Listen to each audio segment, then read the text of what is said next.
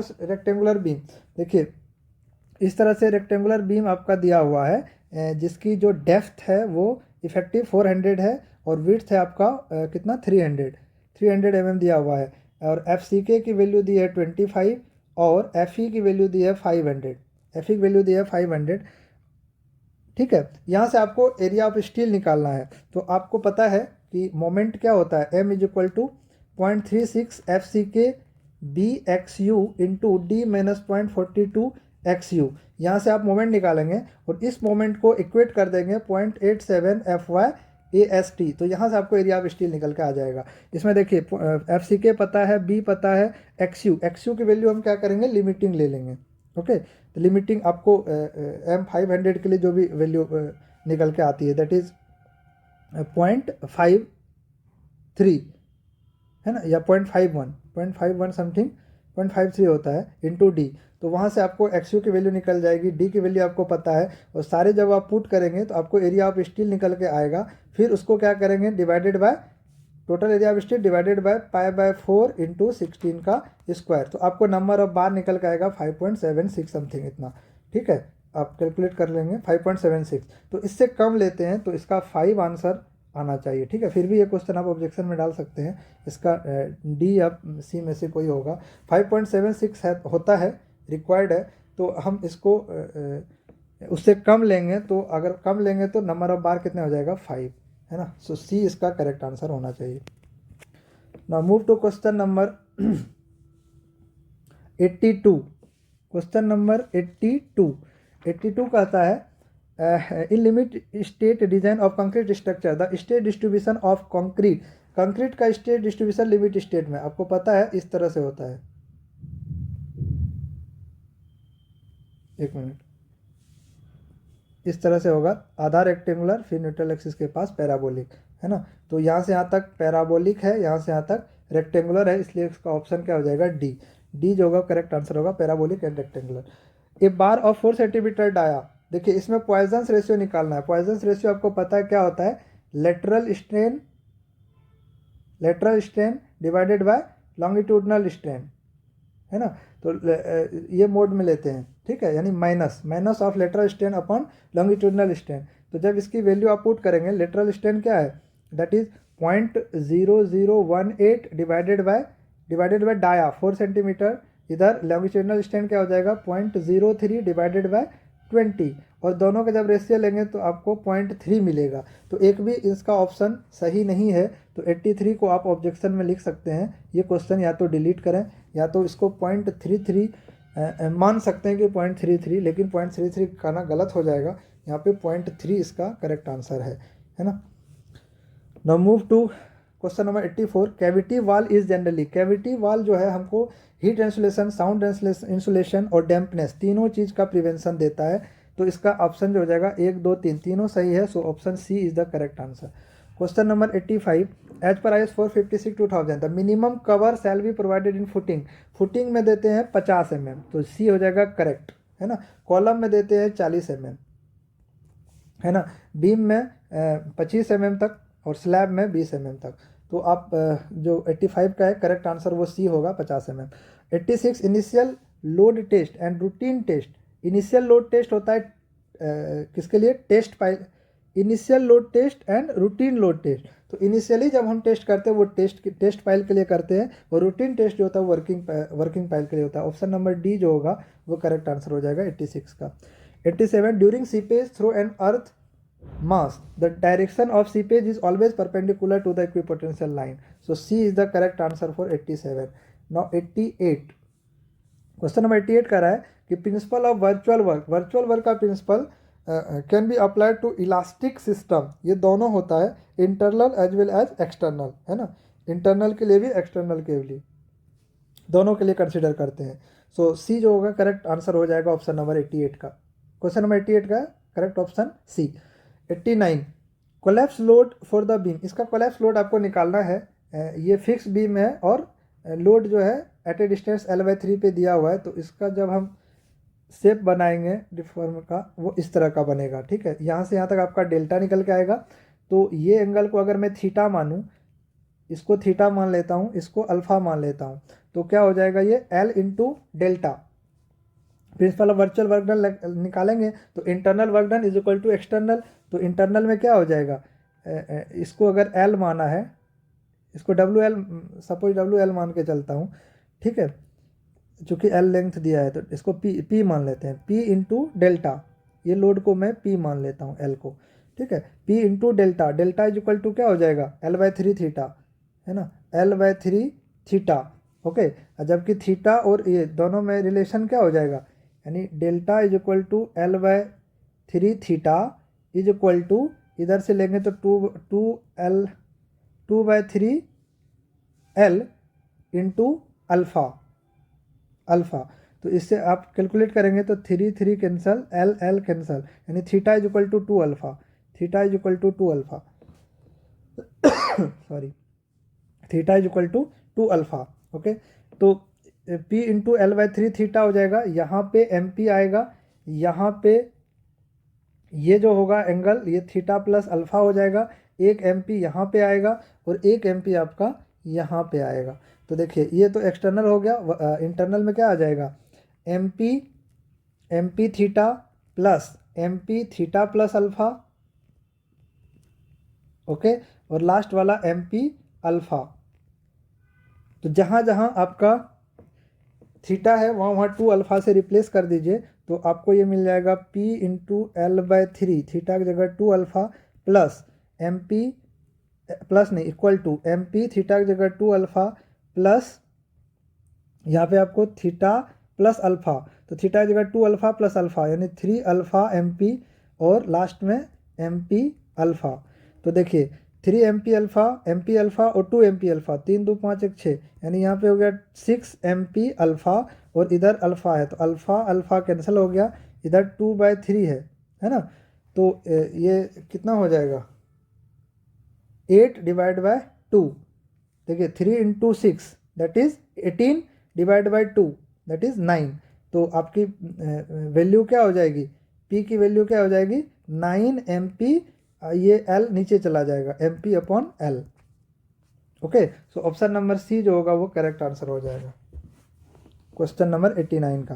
Now move to question number 19। The exit gradient of the for the seepage of water through the soil medium is given by. Exit gradient जो होता है that is the ratio of head loss, है ना, HF बोल सकते हैं इसको, ratio of head loss upon length of the specimen, है ना, सीपेज कितने लेंथ के लिए हो रहा है हेड लॉस, ठीक है।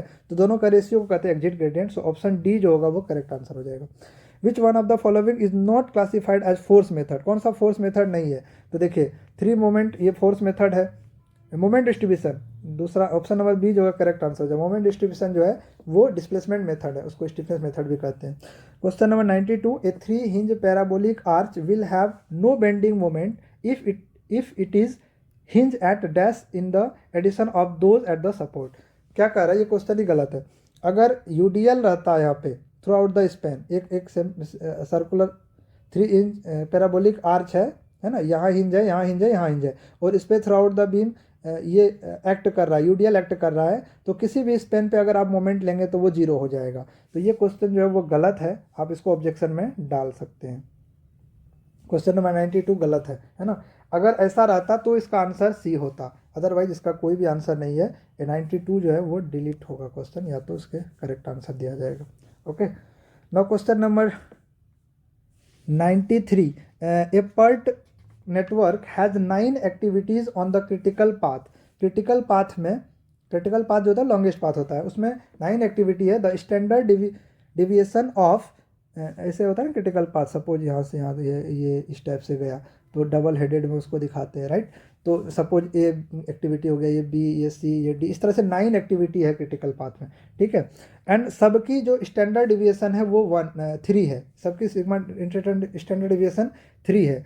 तो the standard deviation of the critical path का स्टैंडर्ड डिविएशन क्या होगा, तो इसको हम निकालते हैं मेथड ऑफ लीस्ट स्क्वायर से, that is sigma is equal to root under हर एक्टिविटी का जो भी क्रिटिकल स्टैंडर्ड डिविएशन होगा, यानी 9 क्रिटिकल एक्टिविटी है, 9 का स्टैंडर्ड डिविएशन का स्क्वायर कर लेते हैं। तो इस तरह से sigma A square plus sigma B square plus sigma C square dot dot dot dot जहाँ तक होगा 9 तक, तो सिग्मा या 1 बोलें तो 1 2 3 इस तरह से सिग्मा 9 तक का स्क्वायर।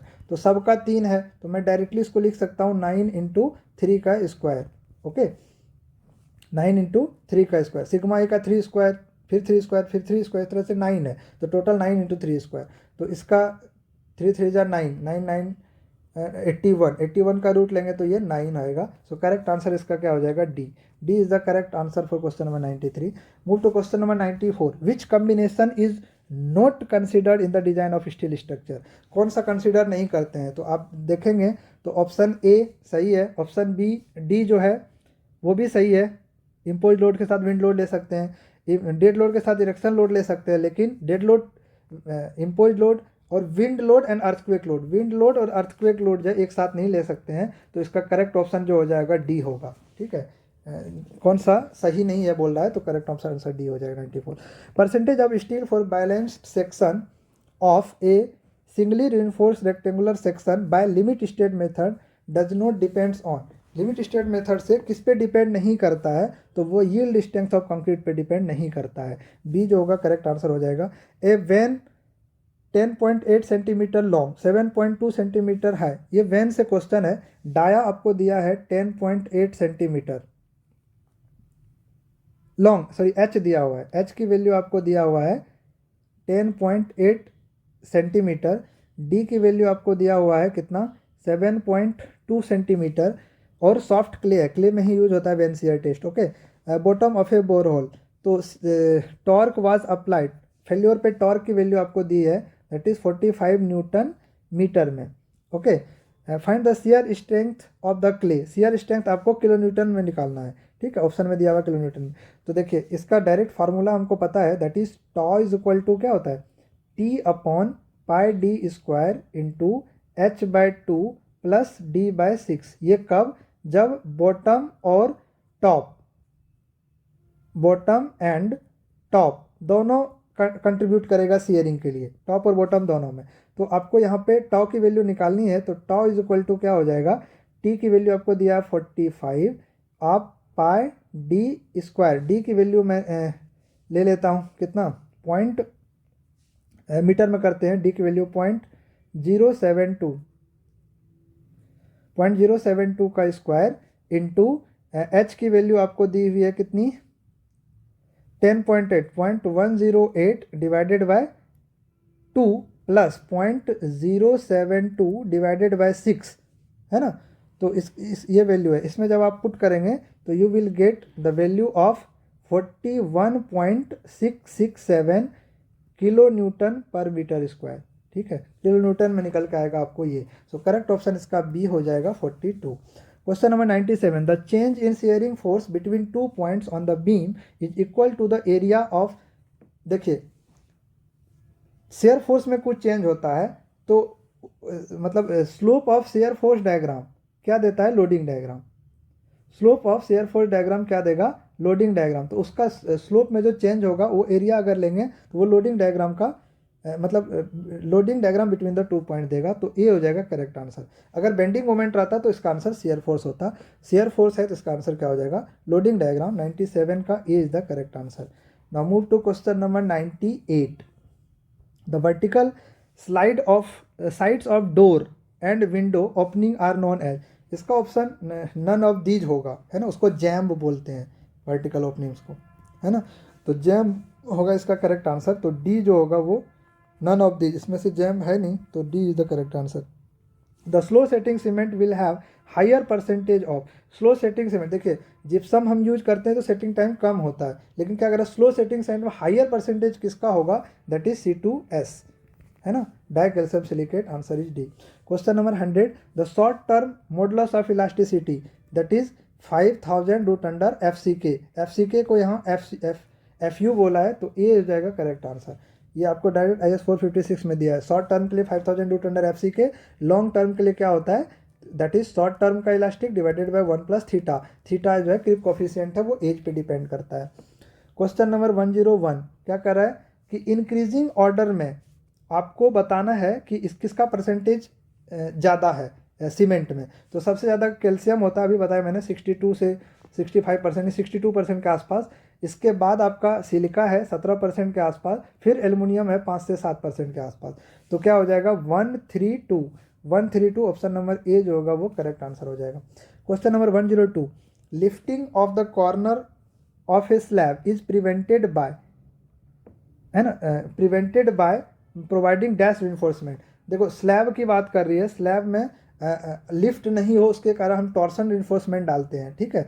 आप इस तरह से स्लैब है तो हर कॉर्नर पे मैं क्या डालता हूँ, टॉर्सन रिइंफोर्समेंट। तो वो देखते हैं कि कौन सा कंटिन्यूस एज है, कौन सा डिसकंटिन्यूस। ये दोनों डिसकंटिन्यूस एज है तो यहाँ पे 3/4 है ना, यानी ये कितना हो जाएगा L/5 डिस्टेंस पे, ठीक है। स्टील कितना हो जाएगा 3/4, और यहाँ एक कंटिन्यूस एक डिसकंटिन्यूस है तो इसका आधा यानी 3/8 के आसपास यहाँ पे डालते हैं। तो इसका करेक्ट ऑप्शन क्या हो जाएगा, ए, टॉर्सन रिइंफोर्समेंट डाला जाता है। Option number question number 103, in a compaction test as the compactive effort, हाँ जैसे कॉम्पैक्टिव एफर्ट इंक्रीज करते हैं तो ऑप्टिमम मॉइस्चर कंटेंट क्या होता है। तो अगर आप इस तरह से ग्राफ खींच के देखें तो इधर होता है OMC नहीं, मॉइस्चर कंटेंट। इधर क्या लेते हैं, मॉइस्चर कंटेंट, ऐसा लिख देता हूँ। इधर लेते हैं ड्राई डेंसिटी। तो इस तरह से जैसे आप कॉम्पैक्टिव इफर्ट बढ़ाएंगे, है ना, as you if increase the compactive effort, ये कर्व इस तरह से शिफ्ट होता है। तो यहाँ पे अगर है तो ऑप्टिमम मॉइस्चर कंटेंट ज़्यादा है, जब इधर आया तो ऑप्टिमम मॉइस्चर कम आया, और बढ़ाए यहाँ आ गया तो ऑप्टिमम मॉइस्चर कंटेंट और कम हो गया, साथ ही ड्राई डेंसिटी बढ़ रही है तो क्या होगा, रिड्यूस। ऑप्टिमम मॉइस्चर कंटेंट कम होती है जैसे इफेक्ट बढ़ाते हैं, जैसे जैसे कॉम्पैक्टिव इफेक्ट, ठीक है, और ड्राई डेंसिटी बढ़ती है। तो ए जो हो जाएगा करेक्ट आंसर हो जाएगा। Now move to question number 104 में स्ट्रेन एनर्जी आपको निकालना है। एक सिंपली सपोर्टेड बीम है, ठीक है। सिंपली सपोर्टेड बीम है, फ्लेक्सिबिलिटी EI कांस्टेंट है और सेंट्रल लोड लग रहा है W। तो W सेंट्रल लोड लग रहा है। अब आपको स्ट्रेन एनर्जी फार्मूला पता है, U is equal to 1/2 P into delta. अब डेल्टा एक एक सिंपली सपोर्टेड बीम है, पॉइंट लोड एक्ट कर रहा है, तो मैक्सिमम डिफ्लेक्शन कहाँ होगा, सेंटर पे। सेंटर पे कितना होता है, PL³/48 EI, है ना। तो इस वैल्यू को आप इसमें पुट कर देंगे तो 1/2 PL³/48 EI, ये हो गया डेल्टा की वैल्यू इंटू P। तो P²L³/96 EI, तो P² यानी W²L³/96 EI। तो C जो हो जाएगा वो करेक्ट आंसर हो जाएगा। Option number C। Question number 104। Question number 105 कर रहा है, in moment area method the deflection of a point A from tangent at B is equal to the. Moment area method में जो हम डिफ्लेक्शन निकालते हैं, तो जहाँ पे डिफ्लेक्शन निकालते हैं वहाँ से लेते हैं, है ना। एक सेक्शन ऐसा लेते हैं जिसका जो डिफरेंस सेक्शन होता है, और जहाँ पे हमारा जो स्लोप होगा वो सॉरी डिफ्लेक्शन होगा वो 0 होगा, है ना। तो ये A और B के बीच में पूछ रहा है और A पे निकालना है। A जो है फ्री एंड है, तो उसी के अबाउट हम मोमेंट लेते हैं। तो इसका करेक्ट आंसर देखिए, इसमें क्या कह रहा है, area of M/R diagram between A and B। नहीं, एरिया से खाली काम नहीं चलता है, मोमेंट लेते हैं, ठीक है। तो इसमें देखिए मोमेंट तो कह रहा है, लेकिन diagram between A and B about A, तो ये इसका करेक्ट आंसर हो जाएगा। A के अबाउट बोल रहा है, यहाँ पे अबाउट B है, तो जिस पॉइंट पे निकालते उसी का अबाउट होता है, ये ध्यान में रखना है आपको। ऑप्शन B जो हो जाएगा करेक्ट आंसर हो जाएगा। Question number 106, the maximum number of steps, किसी भी फ्लाइट में जो सीढ़ी होती है स्टेयर में, उसकी मैक्सिमम नंबर ऑफ स्टेप्स होता है 12, मिनिमम होता है 3, है ना। मिनिमम 3 लेते हैं और मैक्सिमम 12 लेते हैं, तो करेक्ट ऑप्शन A जो होगा वो सही होगा। Consider the following methods of preservation of timber. Preservation of timber ये कह रहा है डिक्रीजिंग ऑर्डर में आपको निकालना है। डिक्रीजिंग ऑर्डर मतलब सबसे अच्छा कौन सा होगा, प्रेशर के कारण, तो 3, इसके बाद डिपिंग के कारण तो 1, इसके बाद कौन सा होगा, ब्रशिंग के कारण। वर्स्ट जो होता है वो ब्रशिंग के कारण होता है। 3, 1, 2, ऑप्शन नंबर C जो होगा वो करेक्ट आंसर हो जाएगा। ये limit state method spacing of main reinforcement control primarily, देखो मेन रिइंफोर्समेंट जो है प्राइमरीली कंट्रोल करता है क्रैकिंग को, तो D जो होगा वो करेक्ट आंसर हो जाएगा क्वेश्चन नंबर 108 का। Move to question number 109। 109 में क्या कह रहा है कि which one of the following roller is suitable for soil cement stabilization in construction. Soil cement stabilization के कौन सा मेथड सुटेबल होता है, तो स्मूथ रोलर मेथड जो होता है वो मोस्ट सुटेबल होता है सॉइल सीमेंट स्टेबलाइजेशन के लिए। Group efficiency of A pile, ये क्वेश्चन भी ऑब्जेक्शन में आ सकता है। देखिए ये पूछ रहा है group efficiency of pile group का ग्रुप एफिशिएंसी। अब आपको पता है NG यानी ग्रुप एफिशिएंसी जो होता है सैंड के केस में ज़्यादा होता है, NG इज ग्रेटर देन 1 होता है सैंड के केस में, क्ले केस में लेस देन 1 होता है। तो इस हिसाब से देखें तो ऑप्शन नंबर D जो होगा वो करेक्ट आंसर होना चाहिए। More than 100% for cohesionless soil and less than 100% for cohesive soil. But ये क्वेश्चन C जो है, ओके, C कह रहा है कि may be less than 100%, more than 100% depending upon other factor. तो 100 से ज़्यादा भी हो सकता है, 100 से कम भी हो सकता है, तो डिपेंड करता है कि सॉइल क्या है, क्ले है या सैंड है। तो ये भी C जो है वो क्वेश्चन C भी आंसर हो सकता है, तो आप इसका ऑब्जेक्शन में डाल सकते हैं। बाकी A और B तो होगा नहीं, ठीक है। इस क्वेश्चन को ऑब्जेक्शन में डाल सकते हैं, या तो अगर स्पेसिफिक बात करें हम तो सैंड के केस में ये ज़्यादा ही होता है, क्ले के केस में कम होता है। तो ये ऑलरेडी यहाँ पे बोल रखा है, तो ये भी सही है, लेकिन ये कह रहा है कि ये डिपेंड करता है फैक्टर पे। तो डी भी सही है, C भी सही है, तो इसका करेक्ट आंसर D भी हो सकता है, C भी हो सकता है। Question number 111, the ratio of the deflection of the free end of a cantilever beam having span L due to the concentrated load at 1/3 and 2/3 span from the free end. तो ये question देखिए, इस question में भी doubt है। क्या कर रहा है कि रेशियो पूछ रहा है डिफ्लेक्शन का, है ना।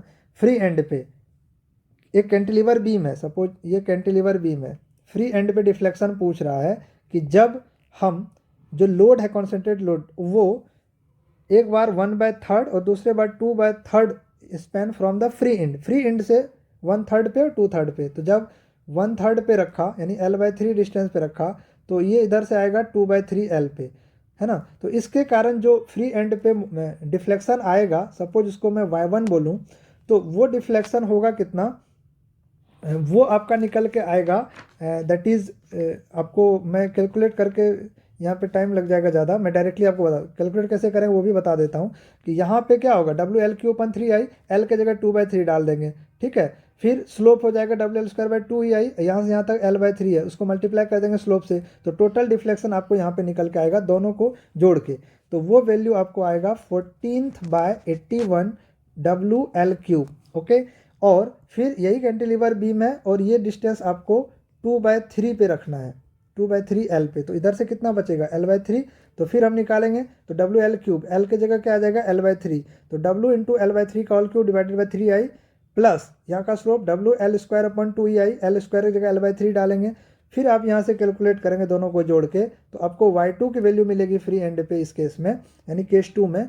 तो वो निकल के आएगी 4/81 WL3। फिर y1/y2 का रेशियो लेंगे तो आपको ये वैल्यू निकलेगा, दैट इज मान लो 14/81 इंटू 81/4 है ना। तो ये कैंसिल हो जाएगा, ये 2 ये 7, तो 7/2 आंसर आएगा इसका। तो 7/2 किसी में है ही नहीं, तो ये डी उसका ऑप्शन 2/7 है। तो डी को हम कैसे करेक्ट माने, ये जिस तरफ से पूछा है, तो 7/2 आप इसको ऑब्जेक्शन में रख सकते हैं क्वेश्चन नंबर 111 को। Question number 112, hot bitumen is use for dam proofing course in the building, it can be applied in the minimum 3 mm लेते हैं, ठीक है। तो बी इसका करेक्ट आंसर हो जाएगा। विच of the following is not dryer in paints, dryer नहीं है, कौन सा ड्रायर नहीं है, ठीक है। तो litharge, lead oxide, red lead, copper sulphate. तो ये कह रहा है कौन सा ड्रायर नहीं है, तो कॉपर सल्फेट जो वो ड्रायर नहीं है, इसका ऑप्शन डी जो होगा वो करेक्ट आंसर हो जाएगा। क्वेश्चन नंबर 114, ये कह रहा है ए रिइंफोर्स्ड कंक्रीट बीम है ना, उसकी साइज दी हुआ है 250/400 और एक ग्रेड ऑफ स्टील दिया हुआ है एज पर IS 456। आपको मिनिमम एंड मैक्सिमम निकालना है। तो मैक्सिमम तो आपको पता ही है 4% ऑफ क्रॉस सेक्शन एरिया, तो 4/100 इंटू क्रॉस सेक्शन एरिया क्या हो जाएगा 250/400। तो यहाँ से जब आप कैलकुलेट करेंगे तो 25 चौका 100, ठीक है। तो आपको निकलेगा ये इंटू 4, तो यानी 4000 mm², ये मैक्सिमम हो जाएगा। और मिनिमम AST मिनिमम की वैल्यू क्या होती है, ये होता है 0.85/FY इंटू BD, है ना। जब यहाँ पे पुट करेंगे वैल्यूज B और D की वैल्यू, और FY आपकी कितनी लेनी है 415, तो you will gate 204 point something, 204 point something, यानी 205 के आसपास। तो ऑप्शन बी जो होगा वो करेक्ट आंसर हो जाएगा 114 का, क्वेश्चन नंबर 114 का। Now move to question number 115। Question number 115 कर the minimum number of observation well, कितने ऑब्जर्वेशन वेल चाहिए होता है to determine the permeability of a stratum, stratum की परमेबिलिटी के लिए, है ना, टेस्ट में। तो 2 लेते हैं मिनिमम, ठीक है, मिनिमम नंबर 2 लेते हैं, तो B is the correct answer. Question number 116, if the force, देखिए ये क्वेश्चन दिया हुआ है कि फोर्स एक्ट कर रहा है 1 Newton, 2 Newton, 3 Newton, 4 Newton, 5 Newton और 6 न्यूटन हेक्सागोन का, हेक्सागोन है, और हेक्सागोन की तरह order along A side of regular hexagon, एक हेक्सागोन में 6 फेस होता है, तो उस तरह से एक्ट कर रहा है ये सारे फोर्स। तो उसके रिजल्टेंट क्या होगा, तो ये क्वेश्चन थोड़ा लेंदी है, इसको मैं नहीं किया हूँ, बट इसका करेक्ट आंसर जो है वो 6 आता है निकल के, ठीक है। तो आप इसको 6 जो बी जो है वो करेक्ट आंसर मानेंगे क्वेश्चन नंबर 116 का। For a single point load W moving on asymmetrical parabolic 3 hinge arch of Spain L, the maximum sagging moment occurs in the distance x from the end. तो ये होता है 0.211, ठीक है। ये BC पूनमियम के बुक में आपको डायरेक्ट मिल जाएगा कि इसकी वैल्यू जो होती है वो 0.211 फ्रॉम द एंड, ये सपोर्ट से, ठीक है, कितना 0.211 पे आपको सैगिंग मोमेंट देखने को मिलेगा, 0.211, ठीक है, 211 यहाँ पे आपको सैगिंग मोमेंट दिखने को मिलेगा। और उस मोमेंट की वैल्यू जो होता है वो 0.34 समथिंग करके आता है निकल के, ठीक है। तो करेक्ट ऑप्शन इसका ए आ जाएगा 117 का। क्वेश्चन नंबर 118, एक course of stone provided just below A cornice, cornice के जस्ट नीचे में जो एक स्टोन डाला जाता है उसको फ्रेज कहते हैं, ए जो होगा करेक्ट आंसर होगा। ये क्वेश्चन भी रिपीटेड है, बहुत बार आ चुका है। Question number 119, as per IS 456/2000 maximum water cement ratio and minimum cement content in moderate exposure. देखिए आपको इसमें 3 चीज़ ध्यान रखना है। पहला क्या कि कंडीशन कौन सा, एक्सपोजर कंडीशन कौन सा दिया है, दैट इज मॉडरेट कंडीशन दिया है ना। Mild, moderate, severe, very severe, extreme, 5 condition होता है जिसमें मॉडरेट के लिए पूछा है ना। इसके बाद कौन सा है, तो प्लेन सीमेंट कंक्रीट है। किसके लिए पूछा है, प्लेन सीमेंट कंक्रीट के लिए है ना। तो ये चीज़ें आपको ध्यान में रख के, मॉडरेट के लिए कितना होता है, दैट इज 0.6 से जो होता है वाटर सीमेंट रेशियो है, और मिनिमम सीमेंट कंटेंट जो होता है वो 240 kg/m³ लेके चलते हैं। 119 का करेक्ट ऑप्शन जो होगा वो बी हो जाएगा। 120, question number 120, the flexure strength, flexure strength पता है आपको 0.7 √F के, दैट इज सी जो होगा वो करेक्ट आंसर हो जाएगा 120 का।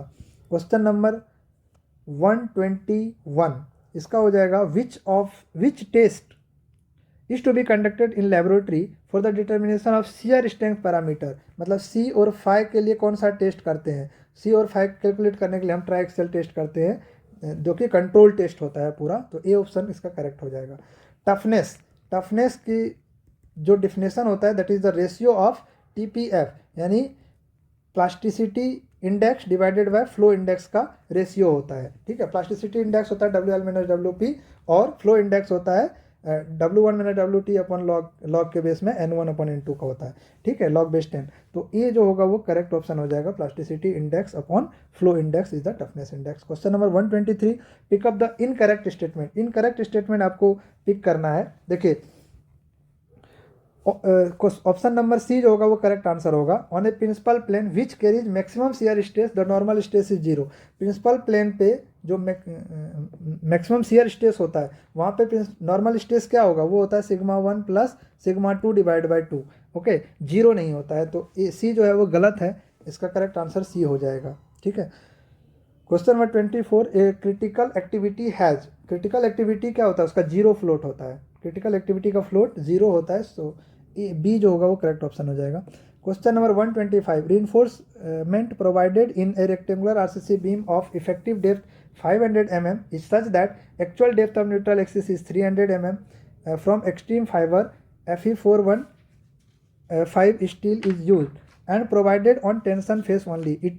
It is a, ये किस टाइप की बीम है ये बोला है। तो आप इसको डायरेक्टली कैलकुलेट कर सकते हैं। देखिए एक्सयू लिमिट हम निकालेंगे तो Fe415 के लिए एक्सयू लिमिट क्या होता है, 0.48 इंटू डी। तो ये आप जब निकालेंगे तो आपको ये जो वैल्यू निकलेगा यानी 240 के आसपास निकलेगा ये वैल्यू। और जब एक्चुअल जो उसकी डेप्थ है, एक्चुअल डेप्थ हमने ऑलरेडी दे रखा है 300, तो एक्चुअल जो है वो ज़्यादा है एक्सयू लिमिट से। तो ये कौन सा सेक्शन होगा, ये ओवर इनफोर्स सेक्शन होगा, है ना, यानी न्यूट्रल एक्सिस से नीचे जा रहा है तो ये क्या हो जाएगा, over reinforced section. Option number C जो होगा वो करेक्ट आंसर हो जाएगा क्वेश्चन नंबर 125 का। ओके, आई होप ये सॉल्यूशन आपको अच्छा लगा होगा। तो वीडियो को लाइक कीजिए, शेयर कीजिए। और ये बहुत ही इजी था। इस क्वेश्चन पेपर को हम इजी टू मॉडरेट के उसमें रखेंगे। मतलब इजी 80% तो इजी ही है, तो इजी टू मॉडरेट भी नहीं कहेंगे, इसको इजी ही बोलेंगे। सिर्फ 10 से 15 क्वेश्चन जो था वो थोड़ा सा ट्रिकी था। एक दो क्वेश्चन थोड़ा लेंदी था जो कैलकुलेटिव था, बाकी तो पेपर इजी था throughout. Okay, bye bye.